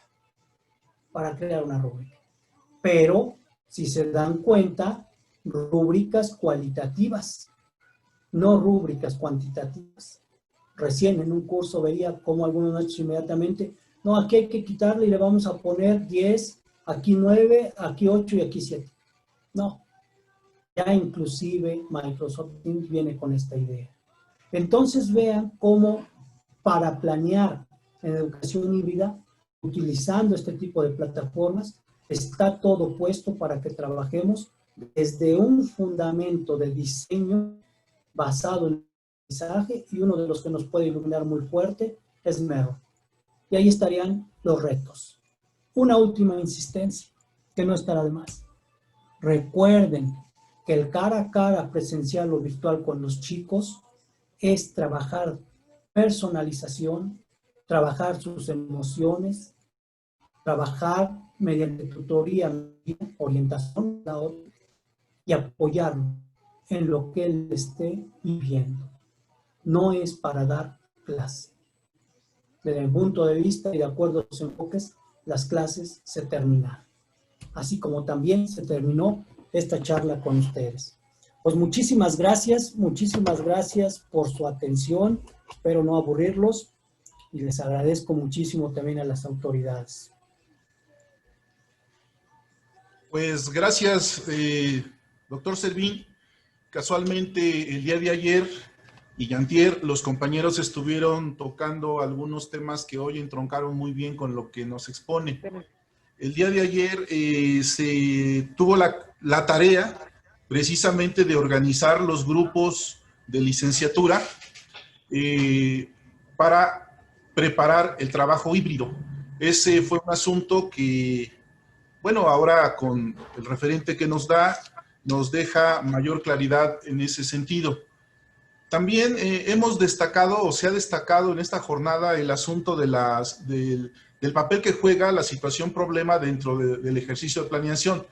No habíamos referido una pedagogía de la situación problema, pero hoy nos quedamos con esta idea, y lo que sí en lo que sí se ha insistido demasiado es que las situaciones problema deben estar siempre relacionadas con algunas de las metodologías específicas para las licenciaturas de escuela normal, que están descritas en el Acuerdo Secretarial 140718, que conoce muy bien, y con esto, bueno, nuestros compañeros están ahora en este ejercicio de organización en academias, buscando generar justamente tareas interdisciplinarias en la idea del enmayado de nuestra licenciatura, para que no se trabaje por separado, sino más bien de manera articulada. Tenemos la posibilidad, compañeros, de participar de manera directa, expresando algún comentario, duda o vivencia al doctor Servín. Como no puedo verles porque somos bastantes en pantalla, quisiera que de manera ordenada pudiesen participar durante los próximos 5 o 10 minutos para seguir ampliando estos referentes. Adelante, compañeros, la participación está abierta. Doctor, quisiera participar, si nos lo permitieran. Adelante, maestro Arturo. Sí, primero manifestar mi beneplácito ante la presencia del doctor Servín. Primero para, de alguna manera, manifestar que la institución efectivamente en 1982-83 dio ya Instituto de Arturo, Capacitación. estás en dos dispositivos y no se escucha bien. Déjame ver. Apaga uno nada más, maestro. Voy. Ahí, ya. Ya está ahí.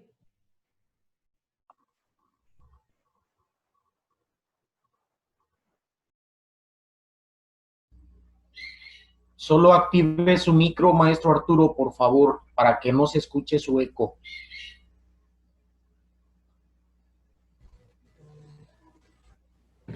Listo. Gracias. ¿Listo? ¿Me Se escuchan oye ahorita? perfectamente bien. Bien. Repito, para manifestar mi beneplácito por la presencia del doctor Servín, de alguna manera nos hace recordar ya la experiencia vivida hace ya algunos años por el ICMEN. Efectivamente está presente el modelo de sistémico de Gagné y efectivamente se recupera en esta presentación que él hace pues algunos de los elementos que nos permitirían adecuar a un nuevo reto en nuestro hacer docente. La pregunta sería en particular, ¿qué priorizaríamos como institución? Tenemos retos. El rediseñar programas que él nos sugiere, pues no se esperen a que la SEP lo haga, váyanlos rediseñando ustedes, para que con esta nueva realidad se reconstruyan, porque ahora la metodología de trabajo, la realización de tareas, todo esto nos ofrecería retos diferentes. El tener que remodelar, rediseñar el ejercicio de planificación, rediseñar la metodología con la que trabajamos, es decir, la forma en la que nos desempeñamos, es una nueva realidad, es un reto diferente. ¿Él qué priorizaría, qué nos sugeriría que priorizáramos para poder atender a estos nuevos ámbitos de educación híbrida? La parte presencial sentimos que también es necesaria. La segunda pregunta sería, si él estaría de acuerdo, él nos sugeriría que sí se trabajaran una especie de bloques didácticos, modelos instruccionales, que le llamábamos bloques, módulos o guiones, para que sean entregados a los estudiantes y estos nos sean devueltos ya con esas tareas resueltas, que sean revisadas en lo individual o en pequeños grupos para hacer que sea posible la educación en línea, esa educación que nos obliga a no dejar de lado lo presencial y desde luego que en las tareas esté presente lo virtual y lo en línea. Esa sería la segunda pregunta y bueno, el orden de jerarquización que sería importante para nosotros, ¿por dónde le entramos primero? Dado que estamos a semana y media casi de incorporarnos ya al ejercicio docente, ya con nuestros estudiantes o con nuestros docentes en formación. Gracias y manifiesto nuevamente el beneplácito de tener con nosotros.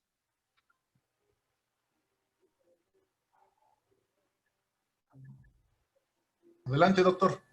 Bien, gracias. Pues un abrazo a la distancia, mi querido Arturito, ¿no? De toda la vida, uno también de los grandes maestros, no fue mi maestro propiamente, pero aprendí siempre mucho de él, ¿no? De los maestros que siempre proponían y que precisamente estuvo también en todo ese trabajo que se hizo en aquellos talleres, perdón por la omisión, mi querido Arturo, ¿no? De diseño instruccional cuando trabajábamos en el ICMEN y que reorientó muchas de estas propuestas. Entonces, como bien lo dice él, aquí la clave está precisamente en repensar qué vamos a hacer, ¿no? Y esa es parte importante de la planeación, qué voy a hacer y cómo lo voy a hacer en las próximas semanas. Yo les vuelvo a sugerir, ¿no? Creo que tenemos, y para eso es el currículum, la propuesta curricular es precisamente para eso, para replantearla con base en las necesidades, intereses y posibilidades de los estudiantes. Yo les he de decir, tal y como se las a usted, no es desde 2012, ¿no? Que se manejó toda esta idea ya relacionada con las metodologías y como bien lo decía Sergio, en el acuerdo del 2018, estas metodologías importantes, no está adecuada a esas metodologías. Entonces, nuestros programas hay que adecuarlos a ello. Primer aspecto, ¿Cuál metodología vamos a trabajar? Ahí nos sugieren 6, si no mal recuerdo. A lo mejor definimos, vamos a trabajar por proyectos, adelante, vamos a trabajar por ABP, adelante, por incidentes críticos, las que ustedes quieran. Las 6, su fundamento es la pedagogía de las situaciones problemas. Las 6 parten de definir problemas para poder llevar a cabo el aprendizaje. Entonces creo que esa sería la primera etapa. ¿Qué metodología? Ya nos las quise comentar aquí. No, la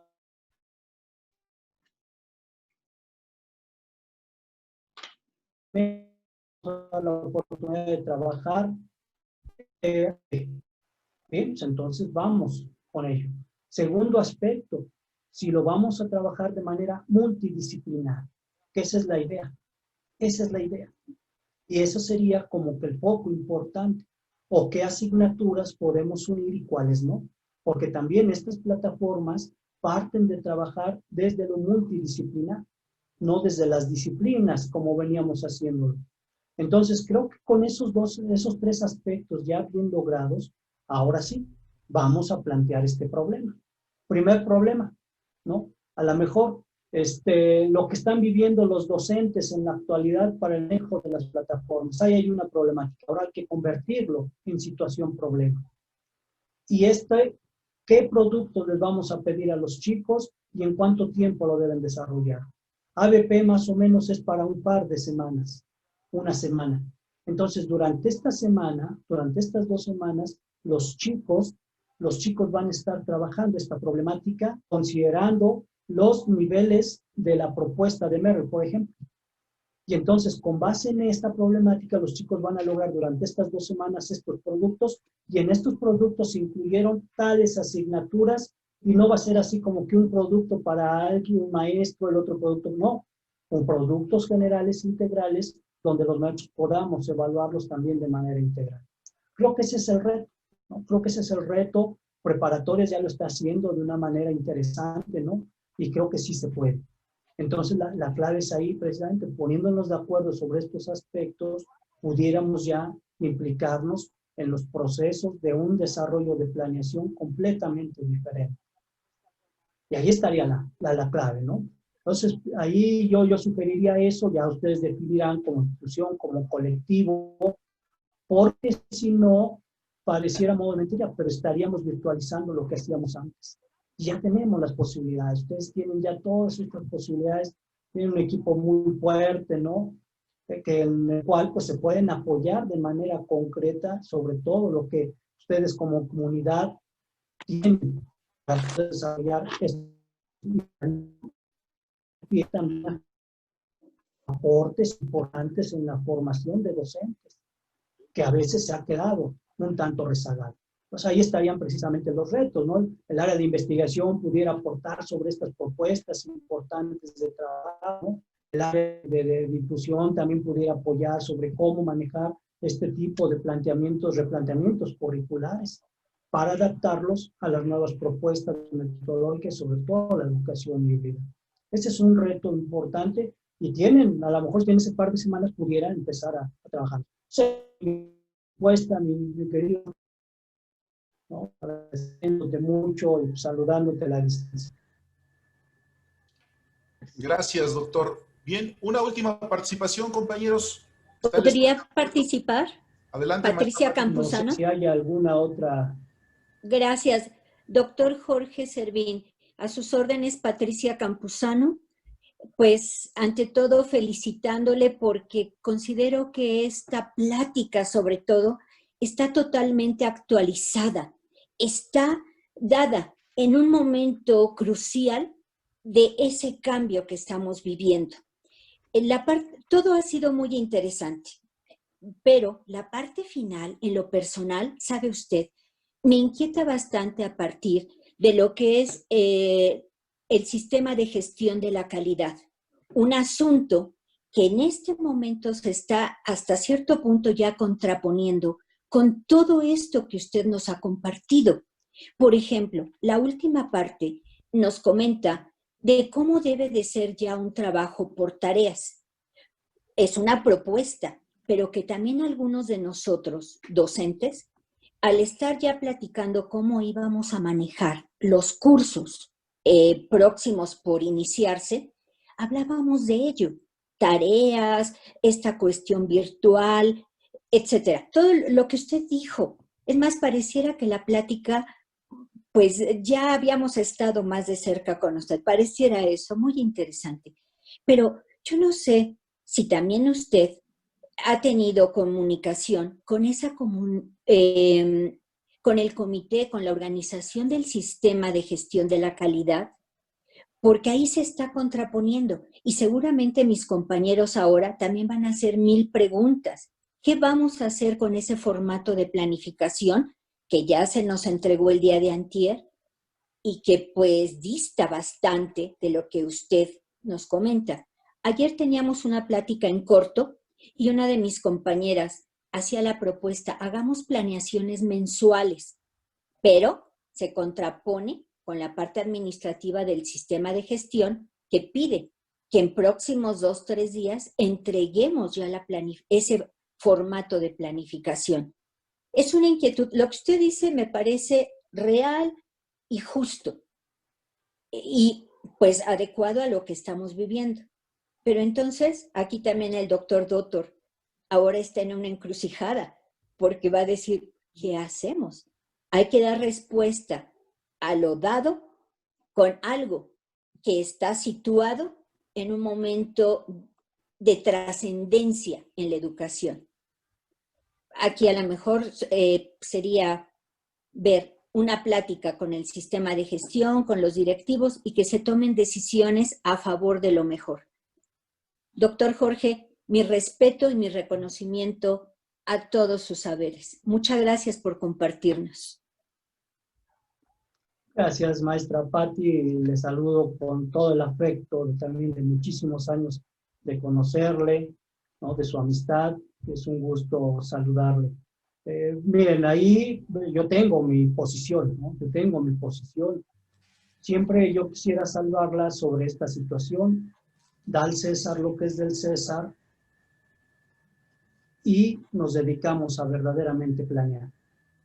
Si nos exigen una forma completamente ajena, porque también sé que estos procesos a veces se hacen desde la norma, pero hay que cuidar porque a veces la norma no tiene nada de pedagógico.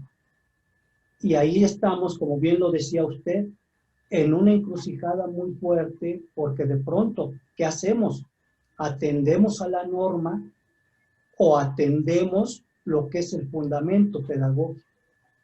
Y entonces lo único que nos va a salvar ahí es nuestra ética profesional. Nuestra ética profesional. En algún momento les decía a maestros, ¿no? Bueno, pues si tu director te pide la planeación de esta manera, entrégasela, pero tú sabes bien que esa no es planeación. Y entonces tienes que trabajar. No es trabajo doble, porque a veces incluso la planeación que piden desde lo formal, desde la norma, se puede resolver de manera muy rápida, muy fácil. Se entrega y ok, cumplimos. Pero ahora sí voy a hablar en lo que de veras implica una planeación. Entonces ahí tenemos que cuidar este tipo de cosas. Y es algo que tenemos también que cuidar. ¿Qué queremos? ¿Calidad de la educación o calidad de resultados? Son dos cosas diferentes. Me parece que lo que buscamos como docentes, como formadores de docentes, es calidad de la educación. Indiscutiblemente que vienen algunos ISOs, que vienen algunas certificaciones, hay que cumplir con ciertos procedimientos más de tipo organizativo, administrativo, pero creo que podemos irlo solventando. Porque si no, recuerdo, y esto es algo fabuloso, ahora, ¿no? En un congreso recuerdo que una maestra de la CENTE, en un congreso que se hizo allá en Oaxaca, se levantó y dijo, maestros, si verdaderamente queremos calidad de la educación, no hay que hacerle caso a la SEP, porque la SEP no busca calidad de la educación. Y entonces lo relaciono con esto. Veamos nosotros qué entendemos por calidad de la educación, nos entendemos calidad de resultados, pero nuestro trabajo no lo podríamos restringir. Esta es una propuesta personal. No lo podemos restringir solamente al cumplimiento de ello, porque estamos jugándonos generaciones enteras de trabajo, porque los chicos que ustedes tienen van a impactar de manera fuerte en más o menos los próximos 30, 40 años. Y entonces, si reducimos la visión administrativa a nuestro trabajo, más bien, si reducimos nuestro trabajo docente a una visión administrativa, pudiéramos cometer algunos errores. Ese sería mi comentario, cumplir con lo que nos piden, porque pues, para eso también de alguna manera nos hemos contratado, ¿no? Cumplir con lo que nos piden, que yo pienso que lo sacan de manera muy rápida, pero ahora sí, vamos a planear con lo que nosotros tenemos ya como fundamento. Yo así lo resolvería. Muchas gracias. Felicidades. Éxito, doctor. Gracias. Adelante. Un abrazo. Igual. Pues ha sido un inicio de jornada para este día viernes bastante productivo. En el chat hay una serie de comentarios que le felicitan ampliamente, doctor Servín, y también varios son peticionarios. Nos están solicitando pedirle atentamente nos pueda regalar su presentación, porque tenemos ahora un repositorio digital en donde estamos subiendo los materiales de la jornada, y le ha llamado la atención mucho a los compañeros una tabla que está en esa presentación, que se denomina proceso para definir los aprendizajes esperados. Comulga mucho con algunos criterios administrativos y pedagógicos que ahora estamos atendiendo con la construcción de la planeación. Entonces ese es el sentir de nuestra comunidad, se lo hago patente, yo sé que nos dará la venia para tener este material. Y bueno, como todo tiene un fin, a nombre de la Escuela Normal número 1 de Toluca, el doctor Erasmo Arriaga López hace entrega a la distancia, de manera lejana, remota, de un reconocimiento institucional, y para ello le dejo el uso de la palabra.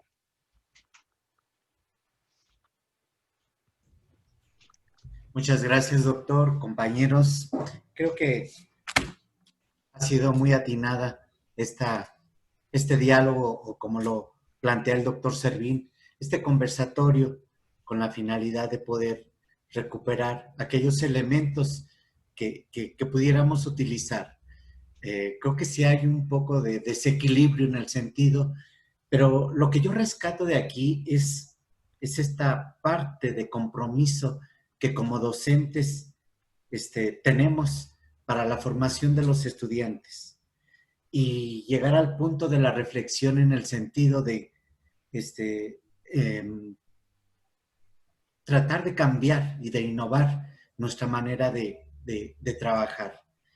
Cuesta trabajo, a lo mejor sí cuesta trabajo, y va a costar aún más cuando nosotros estamos siempre al frente de un medio como es el electrónico, en el que le aparece alguna señal, o que no responde a lo que nosotros queremos. Esas dudas creo que en el transcurso se tendrán que ir aclarando. Pero nada más hacer el símil cómo nosotros tenemos dificultades y cómo también nuestros alumnos los pueden tener. Entonces, es el motivo de esto, para poder aclarar y poder hacer comunidad, hacer equipo, para poder establecer la mejor vía para poder acompañar al estudiante en su proceso de formación. Doctor Jorge Servín, para la institución, vuelvo a repetir, ha sido un privilegio poder contar con sus comentarios, con su conocimiento, a partir de la experiencia, tanto teórico como de lo que ha venido realizando en todos estos años que tiene como profesional. Para la Escuela Normal número 1 de Toluca, es un placer poder otorgarle a usted una constancia, ¿sí?, por haber participado en la conferencia Diseños de Guiones Instruccionales para la Educación Híbrida, en el marco de la Jornada de Planeación Institucional y del Trabajo Docente, del primer semestre de este ciclo escolar que inicia 2020-2021, el día hoy, 11 de septiembre del año en curso.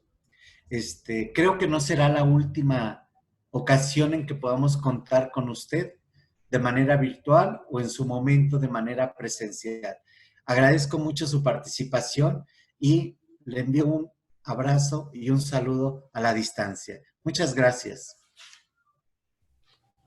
Gracias a usted, maestro Erasmo, gracias a todos, Sergio, a la maestra Mario, todos y cada uno de ustedes, amigos de muchos años, ¿no? De toda la vida. Y pues gracias por permitirme interactuar y como siempre digo, si en algo piensan que les puedo ayudar, créanme que lo hago con todo el gusto del mundo, porque así como de alguna manera algunos de ustedes me ayudaron en mi formación, si en algo yo puedo ayudar, estoy para eso, estoy para servirles. Un abrazo y les deseo el mayor de los éxitos en los trabajos que hagan. Y a todos un abrazo muy fuerte. Muchas gracias. Gracias, doctor Servín. Bueno, pues